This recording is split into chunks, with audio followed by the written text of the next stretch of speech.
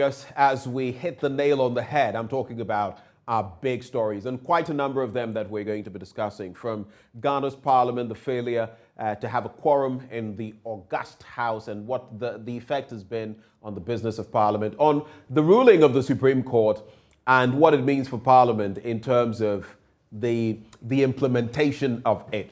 Will Parliament go ahead and implement the Supreme Court's ruling? We're also going to be looking at grassroots elections, and of course, we're tilting towards the MPP and its local level elections. The carnage on our roads, it continues unabated. We've lost over 460 people between the months of January and February. Lower than around the same period last year, but still very worrying. 17 in the space of just a few days. Joining us for these discussions, Member of Parliament for Tamale North, Alhassan Suhuyini, together with Member of Parliament for Anyaa, Sowutuom, Dr. Dickson, Adomako, Kissi. Gentlemen, good morning. Thank you for joining us here. Good morning. Thank you for having us. Right. So we start off, though, I just want us to take a quick look at some of the other, bread and butter issues that are happening. And yesterday, just as I was intimating, I saw a shot from one of the filling stations. I don't want to mention which one, where I purchased from. And it appeared they were reviewing the figures late into the night. So today I'll just pass by to see whether whether it still remains where it is. But I'll start with you, Doc. How do we address this issue? It appears now practically every week or every few days you see an adjustment in the prices, even oil, even the state, entity Goyo. And put that side by side with the fact that, according to some analysts, the dollar will break the 8 today in terms of the dollar to CD ratio. Putting all of these together, what are your expectations moving forward? How do we handle the situation? Well, let me take the opportunity to say hello to all your viewers. In fact, your program, every time I leave, a lot of people say they saw you and enjoy it. So I'm happy to be here. It seems. And please continue joining us as well. You add a lot of flavor to our show, so we're also grateful. In as much as Suhuyini permits me, yes, I'll be coming quite often. Isn't it too? So with the fuel. Shots fired. Fuel prices. In fact, let me tune into Russia, Ukraine. My prayers goes out to all the refugees now and victims of this onslaught. For whatever reason, anytime there's war, each side has in their mind a very good reason for going to war. But at the end of the day, the youth, the women and children, the men, the husbands, fathers, are the people that suffer. And unfortunately, some hospitals have been hit. And it's quite tragic. Very unfortunate. Quite tragic. A maternity ward, yes. A pediatric hospital. With very children. Unfortunate. Very unacceptable. Terrifying. In terms of the engagement in wars. But literally, their issue affects all of us. Right. And it's quite unfortunate because these are huge players in the oil distribution network or energy distribution network. And it's not just Ghana.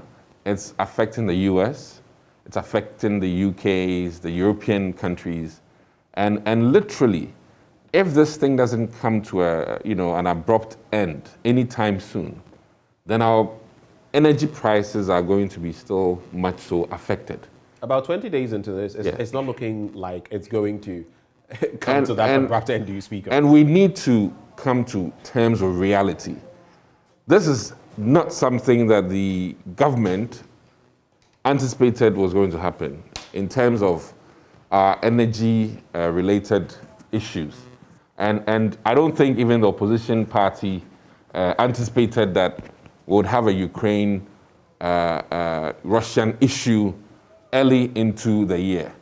And as a matter of fact, I will beg Ghanaians that we look at the fuel price increases in that perspective. Because if we don't, then each day and day out, everything, although non-governmental, is going to be lumped into governmental issues. And government is struggling in as much as Ghanaians are struggling. I mean, that is the equation. We don't control oil prices. Yesterday, I managed to talk with the ambassador for Zimbabwe, and Zimbabweans are also undergoing such challenges. And I've been following on the BBC. Yes, they are. And they are even also looking at increasing tolls. And in fact, on a personal note, I think we need to maybe revisit our toll system again in Ghana for. You mean the fares, the tolls, basically. Tolls on the roads. On the roads. That is something that the finance minister said recently. It has to be. There's a regret about, and for me, I'm sorry, but it was a no-brainer. You were making over 216,000 CDs. You hadn't got what you felt you were going to get from other sources, and you just you took it off abruptly. The thing is, who does that? Let me add one key thing.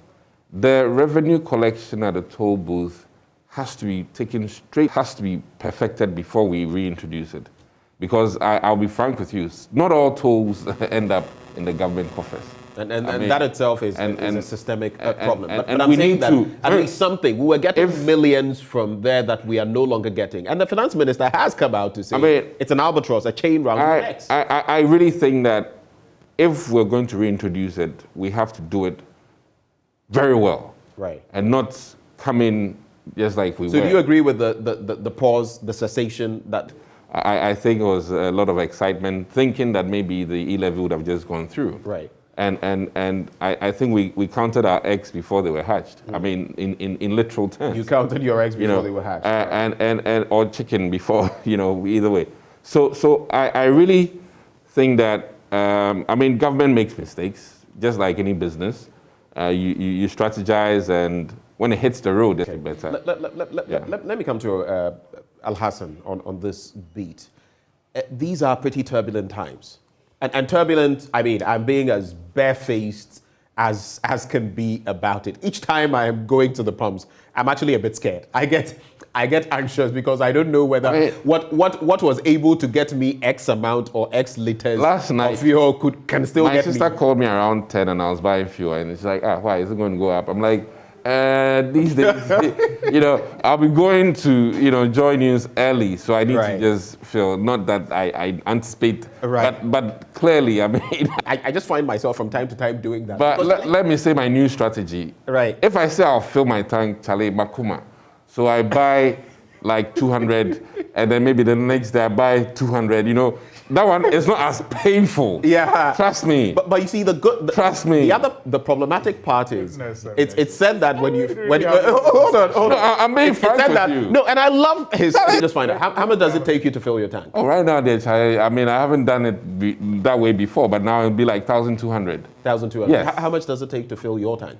About 600. I don't use a big tank. Oh, okay. Okay. So good for you. Mikramisu, then I don't know about it. So I've decided to just. But I'm sure it will go up, definitely. Do like 300 and then another 300 or 200 because. Then, of course, the consumption is lower and all of that. But now. I said anyway, so tell us about your take. I said Adwa, Asano. The fuel prices are inching up again. And we also hear that the CD is also going to, hit 8 to the dollar. Your quick reactions on this? Obviously, it's disturbed here. I kept checking the notice boards of fuel stations because I also saw that yesterday a number of them had, put off their displays in anticipation of a new price. Those that I saw displaying prices still had the 8.4, displayed, but those that has changed or not. Right. But if you look at the pricing window and look at all the factors and the formula that is used in calculating the prices, it is correct when COPEC says that we may be paying between 9 and 10 cedis this week. Right. And that clearly is disturbing. But I think that our case is made dire by the taxes that we have on these fuel prices. And some of these taxes, many of us have said, have outlived their usefulness. And it is time that, especially in these very difficult times, that government begin to look at these taxes and see which what ones specifically they are can you looking they at can that do about have it. Because you see, I'll come to that. I'll come. Even countries closer to Ukraine and Russia are paying higher than we are paying for fuel. I mean, the U.S., for example, is paying less than $5 or around $5. But it's shot up. It's shot up in the U.S. as well. That is even in the United States, where you know that prices are dirt cheap. That is why they can have all these huge vehicles on the road. I'm saying it's very expensive there now. Check the prices. It's still less than $5 or around $5. Week increments. But I'm saying that even as they complain today, they are not paying as much as we are paying. Right. In dollar terms. In the UK, people have told me about over £1 and all of that. But of course, and you look at the fact that we are basically inching towards £1 per litre. Then you see that yes, maybe we shouldn't make those comparisons. Yes, because the standard of living. So that is the point I am making. That even as their purchasing power is higher than ours, and they are closer to the war than we are still paying, or will hit America before it will hit us, or it will hit their economy. Look at all the sanctions that are being put in place. Yes, maybe they don't import much from Russia, but they obviously have an interest in Ukraine and some of the European countries that are going to be affected. So I'm saying that the effect of the war that is felt by countries that are closer, has not led to a situation where they are even paying more for fuel than we are paying. Right. So the concern is with how we have structured our pricing system. And the structure includes the taxes. So long now, many of us have been calling for the government to take a second look at some of these taxes, like the energy sector. I hear you. You've said this time and again, but let's face the facts. Is it practical at this point? Government is bleeding.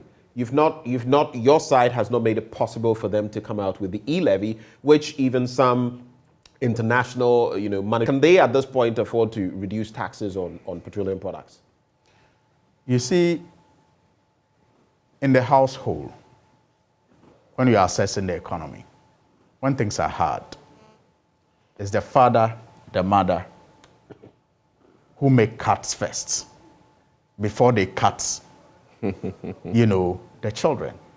So when you say government is bleeding, don't close your mind to the fact that the children are bleeding.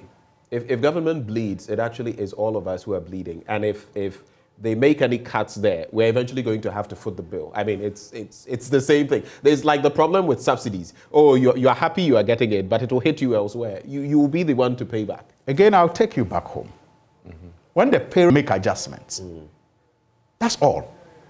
Government needs these taxes because of some reckless expenditure that they are engaged in.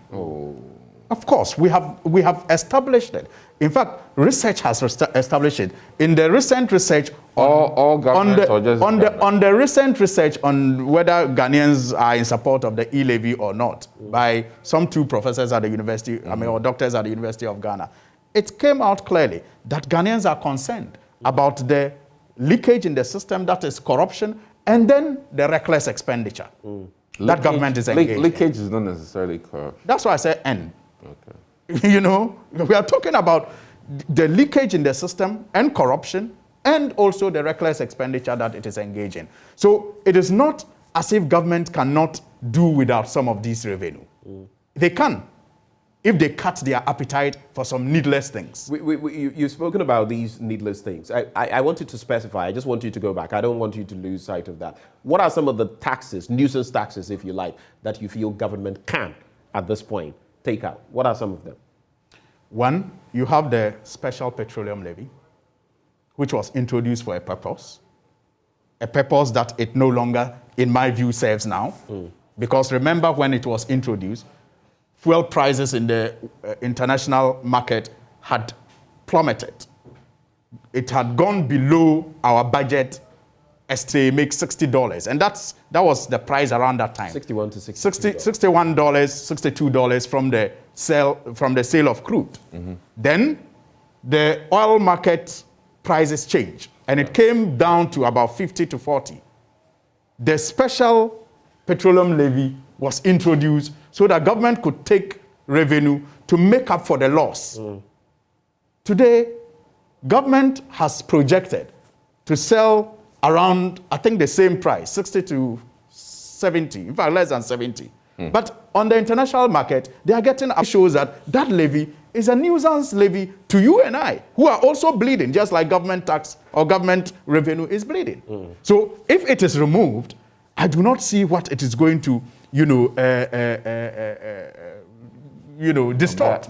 Again, you have the price stabilization. You have the price stabilization levy. The price stabilization levy was also introduced for times like this. At least the revenue that they would have collected from the price stabilization levy over the years could now be brought in to provide subsidy. Because we said in the past we did not want to subsidize because the debts accrued as a result of the subsidy remains on our books.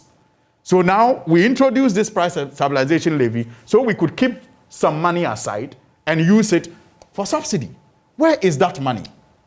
When we need it most now. Right. Why are they not using just it? Quickly, international currencies and our fuel prices. What are your personal projections? Very briefly, I want to bring in Dr. Adomako. Well, clearly it shows that the year is not going to end well for the dollar or the cedi. The year is not going to end well for the cedi, and it's not going to end well for those of us who use fuel for whatever purpose. And that means that the cascading effect on prices on the market is also going to hit us so hard. It gets even worse. Inflation already has gone above. My dollars. I'm keeping them because I know they will hit as high as 10, and when they do, then I'll change. And that's how bad it is, because then there's not much in circulation. People are engaging in this, and you can't fault them for that. They're just taking advantage of the system for a windfall of their own. But your quick reactions. You know what? Yesterday, trade min is a plus. The reason why I say that is that there's never a bad time for making good investments, okay? And in all of this, I guess the reckless spending he's talking about the students whose school fees are being supported by the free SHS program, university students who are being supported by Get Fund, medical bills, which the government is taking up through NHIS. I think these are the reckless spending he's talking about. I doubt. Because these are the huge. Not that it's huge. We've doubled the expenditure on education. I am aware of that, but even then, how much is it? Oh, it's 20 billion Ghana cedis. It's a lot of money. It's not up to that from my last checks. It's not up to it was 20 and it doubled. No, I'm not talking about the tuition. I'm talking about education investment. And when you come to education investment, you're talking about infrastructure, which, unfortunately, the eyes of the NDC just can't see in the negative, because one component of revenue to support the budget is currently non-existent. We're entering a second quarter of this year, and that component, which should have added up, is non-existent, and we are here saying that we should scrap more. I think that, like you rightly said, we are in hard times. It's going to be so difficult to reintroduce or introduce new tax. I advise you to go take away what is already on the books.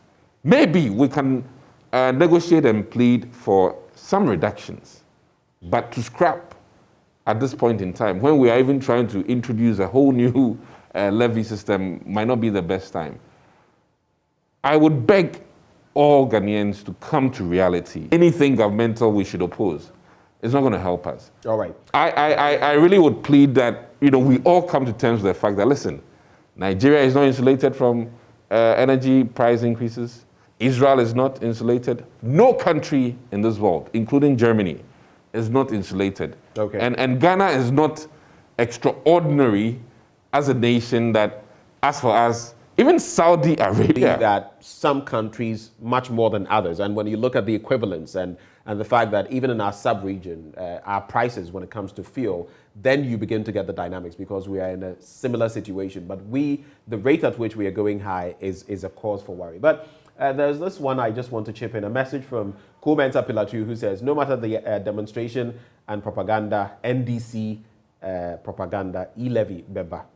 Yes, I just think that my brother must understand that... we have to move on. I want us to say very briefly. Yeah, he must understand that voicing frustrations, as we hear all around us, Right. is not having an opposition mind frame. It is not having an opposition mind frame. You know that government has not been reckless. It is, oh, come on. For the first time in a very long time, travel commercial. And he didn't die. He didn't come back with a stroke. You're saying he had to, basically, he was forced to? Well, I believe that the public sentiments. Okay, all right. That is if he does I not. thought maybe you were inching towards the fact So that you maybe should give him a economically we're plus slow and say that he's a listening president. Yes. You should give him a plus it's and also say he's a possible. listening It's president. Mr. Blackwa has lauded him. Why aren't you applauding him as well? You should applaud him. That was a tongue-in-cheek. If you watch it very well, it was not just applauding him. Applauded the very critical Ghanaian citizen. That was very clear in his applause. All right. And that is what we need to be doing every time. Let us not respect.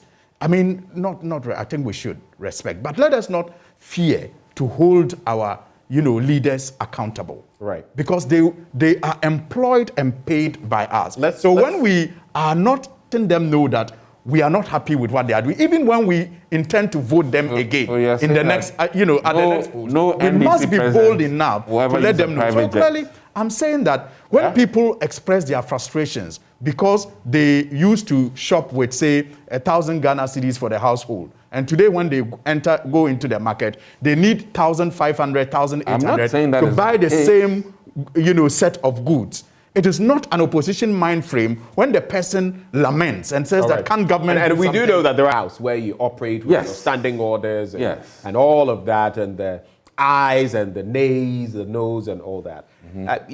Government business has stalled, Dr. Adomako Kissi, and it's partly because you're not even able to form a quorum. Last time I checked, 41 people showing up, not enough for you to, form a quorum, start government business. What exactly is happening? I've heard so many stories about the first to transact certain business, aka pivotal among them, the e-levy, so they are not even bothering to come. But that is not what we voted you in there to go and do. What is happening? Why are members of parliament not showing up in parliament? Well, let me say a few things. And it's been a very unusual scenario in parliament, and we all need to come to terms with the fact that never did we think that there will be a government with an opposition mindset quote scenario. Never did we think that there will be what we call a 137 NDC, knife-edge parliament, 137 MPP with one individual who is the Famina MP, an independent candidate, who then would choose to do business with one party or the other. These are very unusual scenarios from a statistical standpoint. And the rules of the game, as it was, did not anticipate these two things happening. Foresight No. from the framers of... because I've heard Professor, and again, I'm sorry I'm interjecting, but Professor Asari, Kuku Asari, for example, has made mention of the fact that even when we get to the deputies and their voting rights and others, there were certain things that from independence, the independence constitution, from the Republican Constitution, 1960 and all of that we've had, took stock of. And suddenly in 1992, we decided to jettison these. And part of those are resulting in the problems we are seeing. So clearly, happened. Parliament did not pause to say that, wait, as we proceed, we anticipate these challenges. As a house, how are we going to deal with these? Because these are going to be the scenarios that can play out. And I must admit that we were hoping against hope that things will gel appropriately. Unfortunately, that has not been the case. And I really think that both sides, we owe it to ourselves to really sit down and then come to some level entirely fit for the scenario we're in. And both sides have to admit to that. Quick reaction from you, Alhassan. Your standing orders as they are there any problems with them? I'll come back to you. I just want to get your quick quick take on that. The dynamics on the ground has changed. I even believe I have heard, I don't know whether it's from the chairman of the Constitutional, Legal and Parliamentary Affairs Committee on Sunday, but talk of the fact that the standing orders themselves, that there's been a bit of a process of looking into the Constitution. Is this still fit for purpose? Is this still reflecting the aspirations of the people? Do you concur? I mean, that is something that is a no-brainer. We have had the Constitutional Review Commission do its work.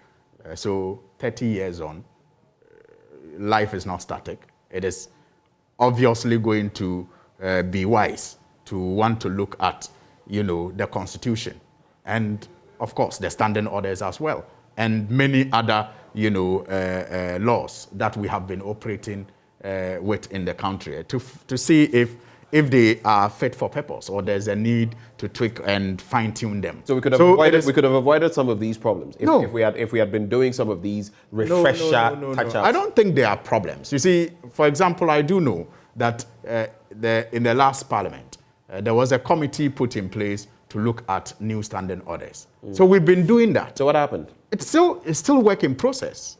In progress, I think. So 7th Parliament to 8th Parliament, it took this situation to get you to jumpstart. No. And you see, the 7th Parliament couldn't conclude on it. In fact, the 8th Parliament, we even delayed in forming committees because it guides the formation of committees. Then some other issues came up. The issues relating to, especially with the current situation. So even as the 7th Parliament considered new standing orders, they did not also anticipate the structure that we have now. So those issues then came up and they said, wait a minute, let's not rush to adopt it, only to want to change it again in a year or two. So let's take our time and fine tune it. So it's not like jump starting it because this is happening. It's a living organism. It grows. And things will continue to change as society evolves. So yes, clearly, and back to the point. So clearly, the grounds have changed, and I really think that as a matter of urgency, we need to sit down as a house and judge without ideologies of entrenchment or of some sort, and let's really address the fact that the standing orders as it stands now need to be adjusted per what has happened. Until then, these fights will continue. Now, there's another key thing that I really beg Ghanaians to be aware of. No institution is on its own. As we fully are aware, when we got voted in December of 2020, I was not the MP until I was sworn in on the 7th. When the Speaker was voted for, he needed the Supreme Court Justice to come and swear him in. So he was not with authority until the Justice arm of government came to empower him. And then he had the authority to then empower who? The executive, which is the president. So the most supreme document in this country, whether you eat Indomie or Gari or whatever, is this document, which is the Constitution. And the Constitution can be subjected to various interpretations. And the only house, August House, empowered or mandated in our, framers' mindset is the Supreme Court Justice, not Parliament, not the executive, but the Supreme Court Justices. And when there are issues on the floor and we are not seeing eye to eye, it is appropriate that we go back to the authority in this country, and that is the Constitution. It's interesting because, again, that feeds into another conversation we're having. It weaves into the fact that we now have the Supreme Court ruling and saying that deputies can actually exercise the vote. And some have said that, yes, this is simple logic. Others have said, and even as you help me, what is your reaction to this ruling? This would not have been an issue if we had a huge gap in terms of the NDC MPP number of parliamentarians. Because then, if it was a 5 gap or even a 4 gap, whether the deputy votes or not, it won't matter. Right. You understand? But we're in a scenario where that single vote matters. That is why this issue is now relevant today. In the 7th Parliament, this would not have been an issue because 169... But we should have foreseen nobody anticipated this. No, but hung parliaments happen all the time in other jurisdictions. Fine. Now, coming back to some of the arguments, my best argument so far, and I think that members of parliament who become ministers are not deprived of their their MPship privileges by virtue of the fact that they've added on another position. If you're a district, do all these things. But technically, you're looking at two different areas. I mean, we're talking executive and legislature. I mean, they don't come together. So in the legislative... In this instance, it is the same House of Parliament. So in the legislative work, does the minority leader lose all his privileges because he's become minority leader? Does he not vote? Does the majority leader stop voting because he's a member of parliament and now has a bigger position? That is not the case. And I can't seem to, and I beg to differ in all the other arguments that my, other people are, peddling. Let's be honest with ourselves. I mean, and the beautiful thing is, any of us can be appointed to preside, even in the absence of the two deputies. Right. In the absence of the speaker, the two deputies, any of you could be, presiding. And does that mean that that momentary period where you are... that the e-levy has been tabled and the speaker is not there. Let's hypothetically, Bagman is not there, Jose Wusu is not there, Honorable Esiama is also not there. And then you, Alhassan Suhuyini, you are selected by the caucus. Yeah. I mean, all of them select you to go and sit there with you, 137. And let's also assume because Esiama is not there, let's do some counterbalance for some reason, or let's say it's maybe 134 because let's assume that because the Jose Wusu is not there. Let's say you have even numbers, okay? Would you say on the e-levy, which your side has resisted, would you say that because you are chairing or because you are presiding, you will not vote? How would you have reacted? And if I tell you that I will follow the standing orders, follow the Constitution and my understanding of it, how are you to believe that I will? But, no, I'm expecting that you'll be candid enough and tell me in this situation how you would justifiably react. That's why I'm telling you. In my position now, I strongly believe that when you are you are not supposed to take part in the vote. And I'll explain why I believe so. Look, first of all, let me put something beyond doubt. None among the minority, no member among the minority has said that any of the deputy speakers right to represent their constituents. In fact, they do all the time. Okay. They vote all the time. And they represent their constituents all the time. Okay. In fact, in the last, You're just going to make the point that it is when they are presiding. And that is relevant. And that is relevant. In the last sitting, when the minority side sought to prevent, the first deputy from voting, the Fomina MP had voted. He was a deputy speaker, but he had voted. Why? Clearly, maybe before I even go to the Constitution, the Supreme Court ruling, for me, as it stands now, even as we disagree with it, is a vindication of what the minority did in preventing the first deputy speaker. I'll explain to you. Law, we are told, and the lawyers can bear me out, does not have any retrospective effect. Right. So at the time, that Order 1093 was law. Correct? It was the law. So not until the Supreme Court jettisoned it like they have done. It was the law per your understanding of the standing orders and what you had implemented over time. No. What I'm saying is that it was law based on one Parliament to determine what will govern its procedures. So Parliament 30 years ago determined that this was going to govern its procedures. And this included 1093. So that was law. Until the Supreme Court jettisoned 1093, it was law. So whatever is what the first deputy speaker attempted to do, which was against 1093. In your mind. Saying the deputy speaker was unlawful at the time. And so if the minority prevented him from doing so, it was... On the back of the Supreme Court's ruling, so you agree, you concede that now the Supreme Court has ruled 7-0. Now, you guys have to sit and go through the motions of what this means for the standing orders, how it to be fabricated into what you can actually apply as masters of your own. See, I think the Supreme Court was wrong. How?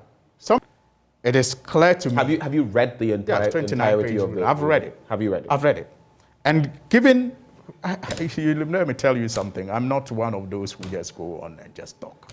I read my stuff. I'm only asking because interestingly, I think it was even the chair of the Constitutional, Legal and Parliamentary Affairs. I asked him and he hadn't actually taken. So it's maybe it wasn't. I mean, since last Friday, one must make time to read it. But it is clear to me that the justices were influenced by the public discussions of issues in Parliament, especially related. Do you know what you're suggesting, Alhassan Suhuyini? When you say the justices were influenced by the public discourse, these issues come up. We don't talk about. I mean, suggesting that. Do you know what it means? They are human beings. Please, let's not make them look for gods. Can I come in? They also let me make this point. They also listen to discussions. Right. They do. They watched us. By now, some of them are watching us. In fact, but they base their decisions on the law, not on sentiments. Or your setting. So the justices, or the environment. So the justices, so to speak, were influenced. It is scientific. Please, you cannot live without any influence on you based on the environment you live in. So were the justices influenced? That is the point I'm making. And if you had only allowed me to finish. Go ahead. I'm saying that it seems to me, again, this is my opinion. I don't know why you want to take it away from me. No, I'm not taking away. I'm just expanding. And it is not a condemnation of the justices. It is just what it is. It is nature. Right. When you by the public discourse around whether or not the deputy speaker should vote or not. And I will explain. Look, for example, in my view, you don't reduce the role of a member of parliament when he is or she is to represent the constituents to just voting. Yes, the question that was the consequences, the answer should not just be the role or the right to vote as a representation of the constituents. In fact, deliberation is key. When you are representing your constituency, deputy speakers are allowed to, join deliberations, debating. They do oversight on behalf of their constituencies. But when you answer the question of voting with representation only meaning the right to vote, then you miss the bigger picture of what a member of parliament is supposed to do. Quick. Land, and let me I mean, sometimes when you are not interested in what is being said, but you think that the person is taking too long. But let me just, because you are rushing this, I wanted to build a point on the influence that I see. There's a key point I want to make. Let him. On the influence, I wanted to build a point on the influence that I see in the ruling. For example, where did that come from? And people have said that some of the rhetoric. Where did that come from? I'm saying that it is clear MPP propaganda in that ruling. I mean, not the whole ruling, but that portion, because they suggested that Speaker Bagbin opportunistically, absented himself, when the evidence clearly shows that he did not. Anybody who wants to, avert his mind to the facts will clearly understand that Speaker Bagbin, did not deliberately absent himself. But you see, I want us to look. Can we? Yes, just wrap up on this. Briefly on this, so we can. Yeah, I know, I get you. 297H of our Constitution says that worse, directing or empowering a public officer to do any act or thing, or otherwise, applying to him by the designation of his office. So any authority or otherwise that a person has as a result of his designation or his office, and all his deputies and all other assistants. let me go over it again. Whereas directing or empowering a public officer to do any act or thing, or otherwise applying to him by the designation of his office, include his, when the speaker is directed to do anything or stopped from doing anything, it extends to his successors. It extends to his deputies when they assume that designation, that role. Okay.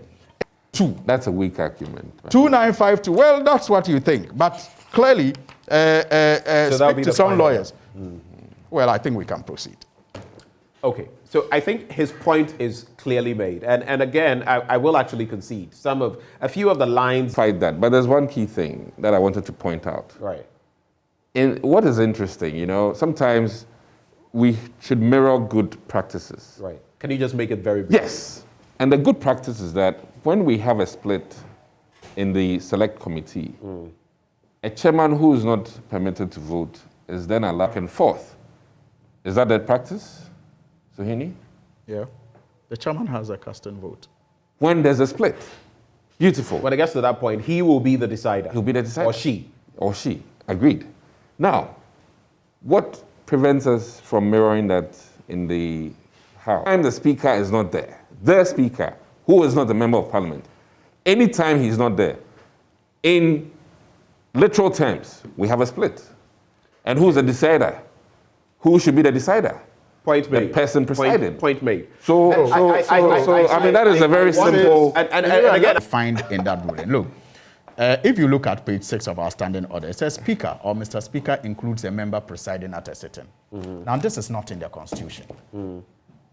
It's not here. It's not in the Constitution. So, I mean, but the standing orders can't fall outside of what the Constitution dictates. The Supreme Court says that subject to this, the provisions in this Constitution. Right. Now, in the whole ruling, I do not see any provision in this Constitution that 1093 is against. No specific. Can I? And mind you,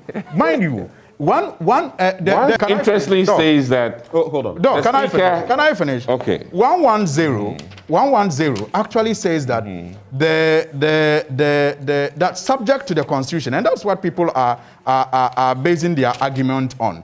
It says that subject to the provisions of the interpretations of this Constitution. You're quick. But the justices have expunged 1093 based on their interpretation of this Constitution. And I've heard other people make that same argument. Very quickly. My simple argument again.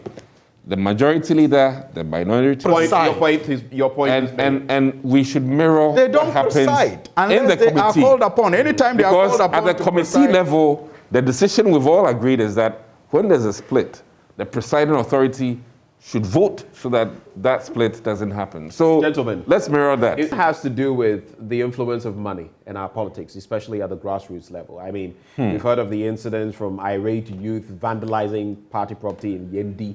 I'm talking about the MPP's polling elections, same in Tano North and all of that. But one line or one thread that keeps running through is the influence of money and who gets what, because right from the polling level, we know that these people are the same ones who are going to be duty bearers when it comes to electing at the next level. How do we deal with this problem? I mean, I don't think any of you is going to pretend it doesn't exist. So I'm moving past that hurdle and asking, how do we're not careful? I mean, even criminals, so to speak, because they have the wherewithal. How do we deal with it? I want to say this, that there isn't politics without money in any part of the world. I mean, I watched Donald Trump literally win by providing hotel rooms for delegates. Joining the hotels, made decisions that led to us having him as president. So politics, no matter what, will be influenced, it's just like lobbying to some extent, by resources. Now, what is unfortunate is that if we forget acumen, if we forget intellect, as it stands, people should also stand for a cause.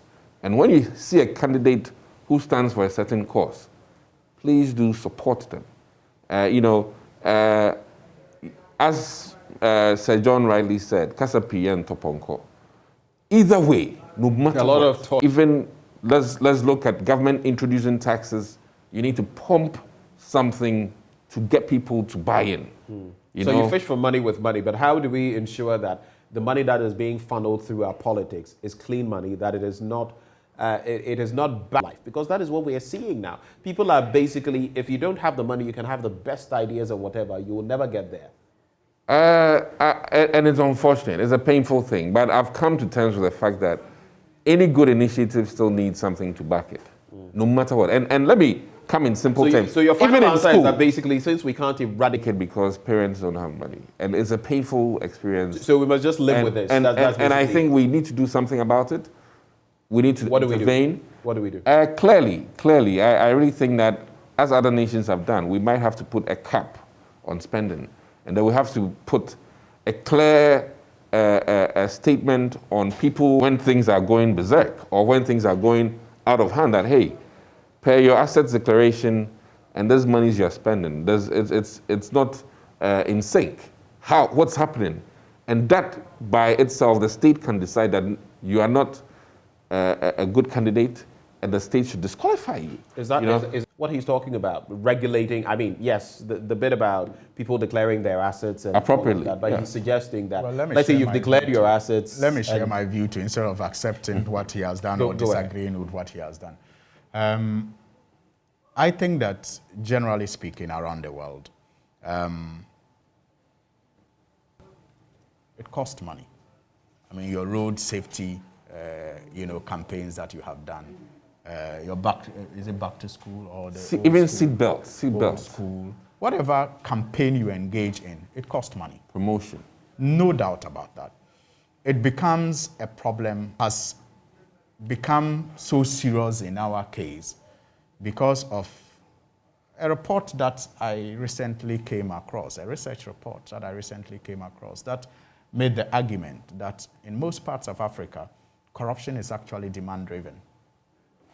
Demand and supply, I mean. Demand-driven. Yeah, it's demand. They prop up people who are corrupt.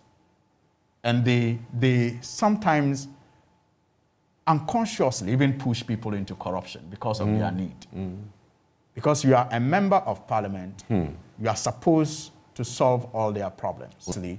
They make demands on elected leaders without realizing that for those demands to be met, those people may have to engage in corrupt practices that will have long-term consequences on even their children and their grandchildren. So our society on the issue of corruption and how to deal with it. Our In fact, politicians reflect what we are. I have heard. What did you I've say? heard. Our politicians Please, reflect I'm on what the we floor. are. Can I Okay, finish? yeah. Can I finish? Okay, thank you. So, So, Hassan, I think you should be a bit patient sometimes. When but you if I am interject making a bit, no, you but if interject I'm making a sometimes. point When and you there's a ignore my little point important and you ignore it and go to a side, it's I offensive. concede. He I said concede. something that I felt was Yes, very but- tangential, but very when it beca- important. but to what when you it were becomes saying. very so go ahead, consistent, but also don't when it interject becomes anybody else. Go ahead. consistent, it becomes offensive. Go You ahead, have to take note Alhassan. of that. Go ahead, So the point I'm making about the best. Boss, Alhassan, must you have the take time. note It's of it. ticking. Go ahead. Yes. So the point I was making about our society is that, look, because of where people live, because of the need levels of people, it's monetization of our politics. And that is why perhaps moving forward, I have made the argument on many platforms that we may need to adopt transparent ways of funding political campaigns. Transparent, yes, okay. because in the United States, some of the things that we actually consider corrupt practices here, are legislated and reported on transparently in lobbies. Right. And it's legal. And it is legal. And the lobbies lobby the politicians to take certain decisions that will benefit the companies by way of contracts. Right. And by way of legislation that will, but it is legal because it is transparent. Here, what you have is a bill is before Parliament and the company is looking for people they can influence in Parliament to, vote for the bill, or it is not transparently done and there are no guides as to how they can contribute and get support or otherwise. It is considered corrupt when you are seen meeting with the company that has business. So in other before words, Parliament. should we Make the reporting channels transparent, so that when you are donating to a political campaign, you are donating either to a flag bearer, you are donating either to a party or to an aspiring MP, you must report, and everybody will know why you are doing that. And so when you are, how much you can donate, for example, I mean, I'm sure the legislation will provide for all of that. There must be limitations on how much you can donate, who you can donate to, how it should be reported, and how you can also spend the donation that you receive as a politician. When we have all of this in place, I'm sure we will be making a very political or not. It's expensive. 30 seconds for you, Doc, and you'll have the final bite of the cherry. Yes, so within the MPP, I would have wished that we didn't necessarily mirror the Electoral Commission's, number of polling stations. That is where I added on 650 delegates, which is more than some people's constituency, to my constituency. And it's, now I'm teetering around 1,500 delegates, which is huge. So I really think that maybe the party should have just considered maintaining and help the party win the next election. That's why I disagree. I think expanding the Electoral College, rather in the long term, in my view, will limit the monetization. But when you reduce it... There are differences in thought, but how it will work for us. But gentlemen, thank you so much. Alhassan Suhuyini, Member of Parliament for Tamale North, and Dr. Dickson, Adomako, Kissi, Member of Parliament, Anyaa, Sowutuom. Thank you so much for enriching our discourse this morning. When we return, our World Cup qualifier is in a bit of limbo because we don't know whether we're going to play in Cape Coast. There's been the proposal that we play at the Babayara Sports Stadium in Kumasi, a lot of a fan base there. But are we even going to be compelled to go to neutral ground? And this is Nigeria we are facing. We get the details right after the break. Do stay.